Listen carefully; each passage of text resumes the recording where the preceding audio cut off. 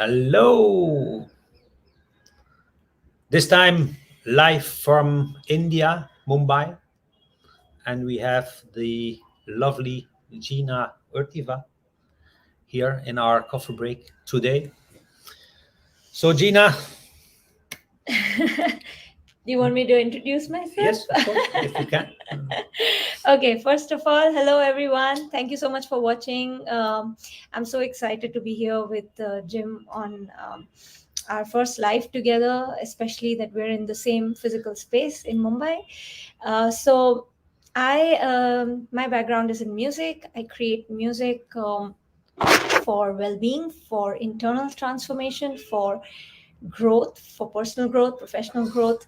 And I use my own technique to rewire the mind and create a positive inner change that brings an outer change. And Jim and I know each other in a very interesting way, right? Through LinkedIn. Yeah, for sure. Yeah. The first time, I think I used the hashtag happiness at work on a post, and I think Jim sent a message or a request, a connect request, and I connected with you. And he said, "Oh, I like what you do with conscious music." I said, "Yeah, I like what I see on your 4D lean model." And that's how we got to talking, and we discussed the conference. So yeah, and here we are. Yeah, and in the meantime, it's the third time I'm in India. So, and in this house last year, also the website of Yeah. happiness at work was mainly built, and yeah, in that period we started discussing, and Yeah. that period we decided to integrate music in our conference. Yeah. So, but you are the expert in So I music. want to ask a question to Jim. This is all surprise. I've not told him what I will ask him. I want to ask you a question. What made you choose a music-based experiential element for a conference that has CEOs and serious business people? What made you think of contacting me for the whole musical experience? Yeah, there are several reasons. One, I'm not that serious myself, so that's one thing. Two, I always try to do something different than somebody else. So Mhm. that's like mainly my right brain side that Mhm. is asking continuously for new new New new ways of new, doing new things. things. And yeah, the other thing is I like to give people chances, and then Yeah. and that is mainly I think the main reason is okay, go. Your the floor is Yeah, yours. Go on and that's stage. true because when I remember when we first met on Zoom, he shared with me about the whole conference, the Happiness at Work conference. At the time, we were planning towards December 13th, and the moment he shared that, I got these creative insights on what could possibly happen. Now that was in my head. He didn't know what was in my head. You didn't know, but you allowed me to experiment with it. And he said, you can just take a few days and get back to me with your proposal. And you allowed me to send that PPT which I made. And once I sent it to him, he was like, he was so happy that I went into the details of connecting the international keynotes by these amazing, super duper amazing speakers with a musical journey. And you and me sat for, I think, hours on Zoom, for days and hours, fine tuning how the music could tell the story in an experiential, body based way. And the best part about you, Jim, is that you allowed me to experiment with it. And you, of course, guided me and told me, oh, here you're going a bit off. You need to come this way. But you let me build the whole story. And yeah, it's my very first opportunity to create this kind of a multi-sensory, music-based experiential journey for the audience and for those who are watching. I personally want to really invite you for the conference, not just for how amazing it is going to be with all the speakers, that's obvious, but also for me. And what I'm doing for the first time in Europe is to, the moment people enter, the audience enters the venue, from that moment we introduce sound, lights, and very interestingly, aromas, smells that Jim and I have, you know, um, sat and experimented with to really trigger the well-being of people who come. And through the smell, lights, music, and all these things, you start your journey, and then you come into the musical experiences. The speakers start speaking, and in between you have this musical story going on. And by the time you leave the venue, my hope, and of course Jim's hope, is that you leave with this feeling of ecstatic joy and the sense of mission to transform workplaces into happier workplaces, right? So Yeah, yeah, and it's mainly by that experience that we are trying to give people want something extra, but also that they integrate happiness at work, like yeah, without doing anything. It's like subconsciously that we are trying to give a message. Also, the speakers, for example, they are not just like random speakers, no, no, like no. so they are in a sequence. We are building up, like it's following, like every year it's following my 40 lean model.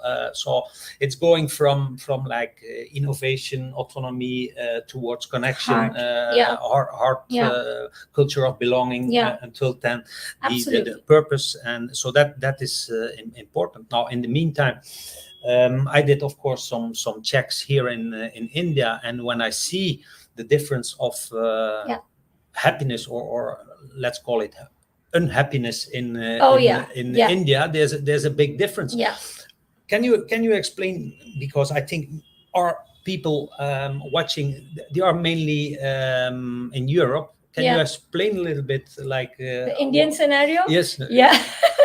Okay, and before I do that, I just want to say hi to everyone who's watching. Iris, Jenny, yeah, someone else is showing us as a LinkedIn user, but thank you so much for watching us. Yeah, about the Indian scenario. So, when I met you shared with me the 4D lean model, and you spoke to me the cost of having unhappy employees, and how investing in happiness is important, because otherwise you have burnouts, otherwise you have less people leaving the companies, you have absenteeism and things like that. So it makes sense. However, the difference in India is that India is highly populated country, right? So it's like dense, right? And there's so many talented people, overqualified people, let's put it like this, because college education is not as expensive as it is in the West. So mostly anyone with a decent from a decent family is educated in college with good degrees, MBAs, this and that. And so there are too many employees in this country at any given time, and very less employers, which means these employers can do whatever the hell they want with their employees. And so, if the ones who are watching, if you know Jim's 4D lean model, you'll know that the one dimension, the one column where he's put a big red mark, is the 1D part. And that's where India really is. The employers can do whatever they want with the employees, work on Saturdays, work on Sundays. It doesn't matter if you're sick, nobody cares. You have to deliver this. And so people are in a perpetual burnout. And in India, employees probably don't even know that they're in a burnout, because they're so used to it. Mhm. And so there's no fear of employees leaving. In Europe, I hear this like, the fear is employees may leave. And in India, it's like, what? That doesn't even exist. That fear doesn't exist for the employer, because he's like, okay, you leave, we get the next one who will probably charge us less. Yeah.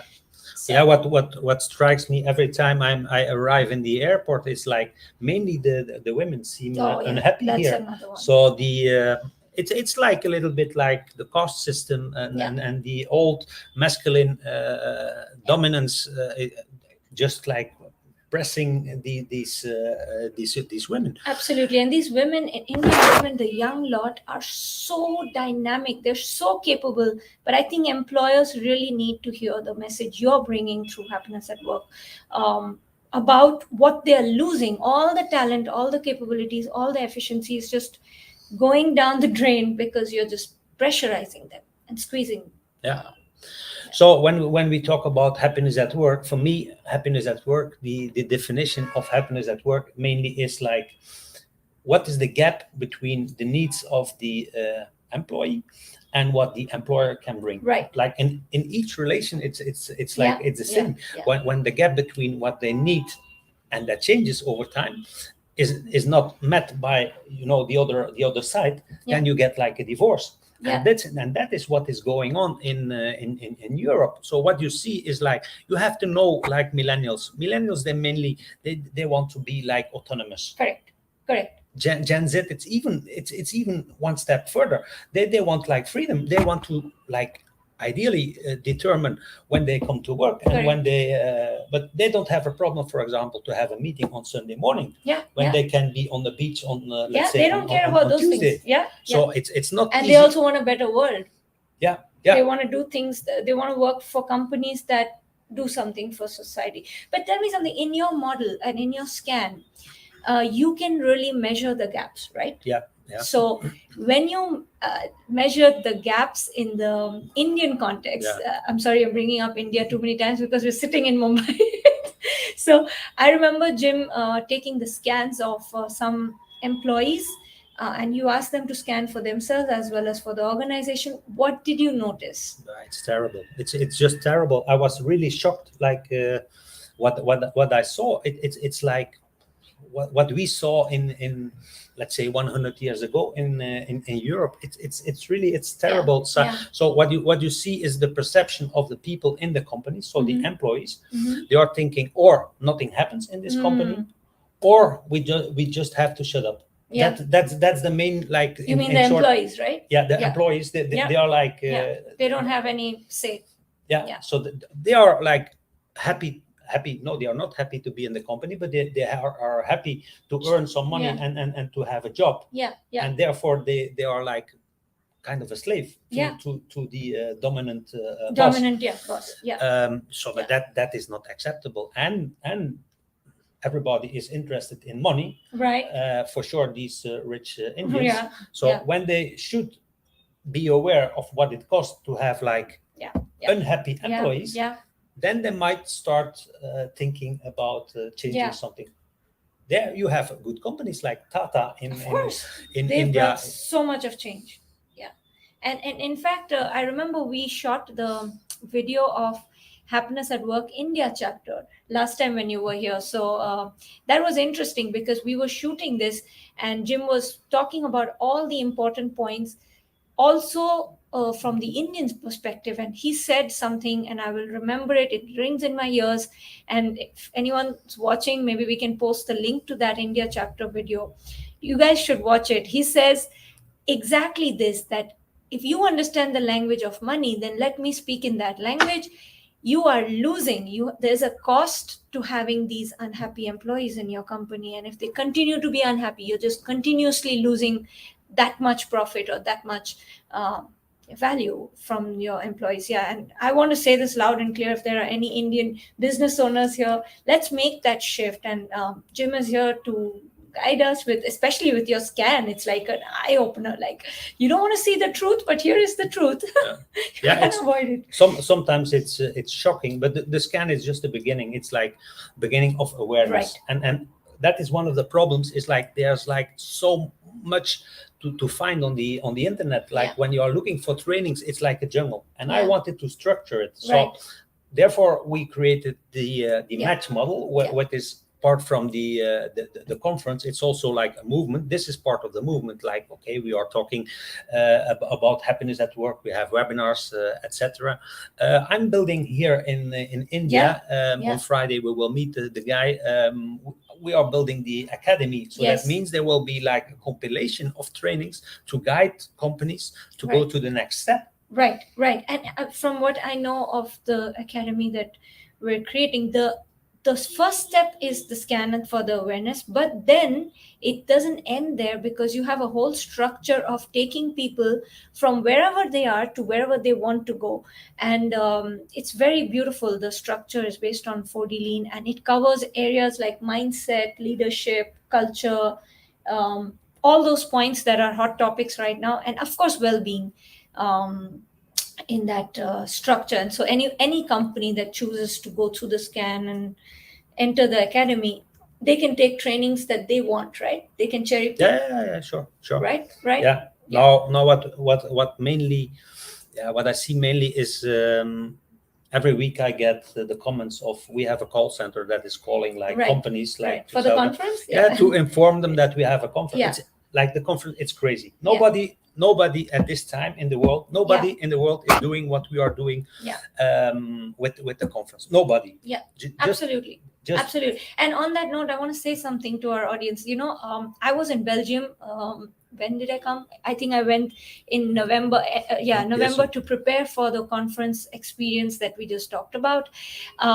So I was very excited. So we went to the venue, all of us, the whole Happiness at Work team. We saw that brilliant venue. It's Queen Elizabeth Hall in Antwerp. And I was already in my head. I was completely seeing what the experience could be like, where the speakers are going to walk in from. And then we were sitting at the coffee shop, and there were these news coming up that we may have to cancel the event for 13th December. And the government canceled all events on that in that time. And we had to postpone the event. So I want to ask you, what I know what went through my heart when we went through the cancellation, because I went all the way from India and all that. But what went through you when you heard about the cancellation and that we had to postpone? And what were the practical challenges in that? it was not the first time, so it was the second time Yeah. of postponement. Now, if you know that every time we have to postpone it, that it costs us 200,000 euro, then you know that we will never make profit out of this conference. Conference, But the importance of this company is that big. Like I'm losing every week, I'm losing money, but that conference is so important. Like to give people the inspiration to do something in their companies. And we get the feedback from these call centers. What we see is like we get, then they are calling the HR managers, and then they are the HR manager are telling like, we don't have time for well-being, because we are chasing employees right now. Yeah. But it's a chicken and the egg. But but you can never, you don't need to chase employees if the employees feel that you will take care of them, right? And that's what Claude Silver has spoken about in the, I mean, she will be speaking about this in detail, but in one of the videos that we used to introduce her, she says people need people to listen to them and then do something about what they're listening to, right? And someone's asking us, can you tell us the date and the venue of the event? So the venue, it's in Antwerp. It's Queen Elizabeth Hall. It's close to the station in Antwerp, and it's 28th of June. So it's 28 June, and you can go to the website. I think we should type in the. Could you just type in the website? Do it. Yeah, because your computer has this Dutch keyboard, and I'm like struggling sometimes. Okay, let's see if I can type on your computer. Yes. Okay, I think I managed. Okay, so on that well-being note, I want to share something about music. And one of the reasons why I think the experience is also important, because music has this way of going very quickly into your subconscious.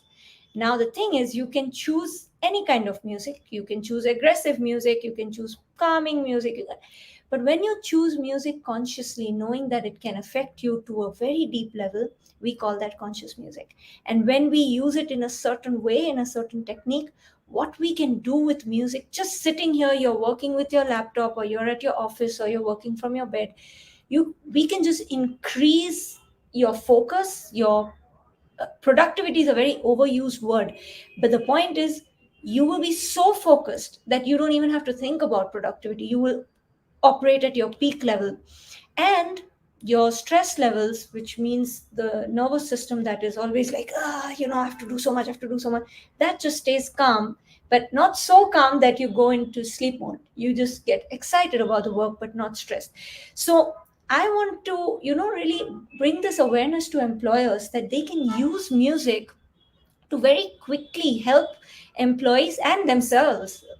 Some of them are also too stressed, to quickly rewire their minds and stay upbeat, and build good, positive habits for daily work and life balance, which is highly missing. What do you think? Balance is missing?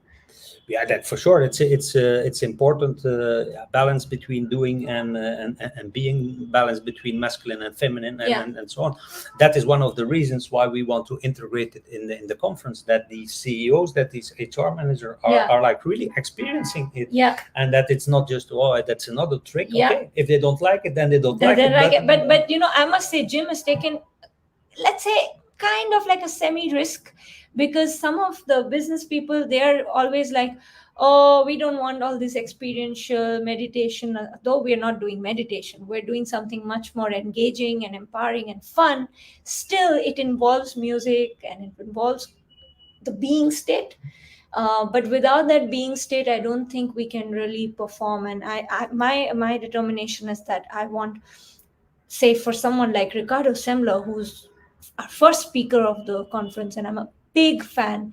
He's talking about reconstructing our lives, reinventing the way we work post pandemic.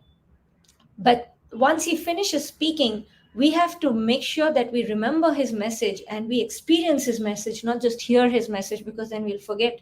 So that's the part the music will do, and the smells will do, and the whole experience will do. But yeah, I mean, how did you contact all these amazing speakers? Like, was it easy getting through to them? First of all, you have to pay their big Yeah, big yeah, fees. yeah. So that's one of the things. That's like it's a massive risk And the to, coordination and the coordination. So I spoke with all these speakers. Everything was ready. We went in detail about the content of yeah, the, yeah, the keynotes. yeah. So everything was ready. In the meantime, I have a connection with these speakers, and they they told me, like, yeah, they've never seen that somewhere in the world is experience is integrated Into the conference. in between these keynotes, and they are now even asking us if we can create their keynote to take it as an advantage to compete with other speakers, Speakers, yeah, yeah, yeah. because there is nothing for the moment. Yeah. So there is nothing. Speaking- Everybody is longing to to connect, do some, but there are no events. So yeah, yeah, there's a lot of competition between these keynote speakers, Yeah, and yeah. They want to use like the keynote something new. we will have created partly for Yeah. June, Yeah. to compete with Other speakers, yeah, other yeah. speakers. But I must say, like, all our speakers, though they are very big names and they're very busy people and they're highly accomplished, I spoke to them together with you, and I didn't think that they would make time to discuss how the music can integrate with their speech and their their presentations. It was so nice that despite all their crazy schedule and everything, they made time for us. They made, in fact, some of them recorded their voices. I don't want to spoil the surprise, but the thing is, Dr. Talben Shahar made time to meet us and discuss the music.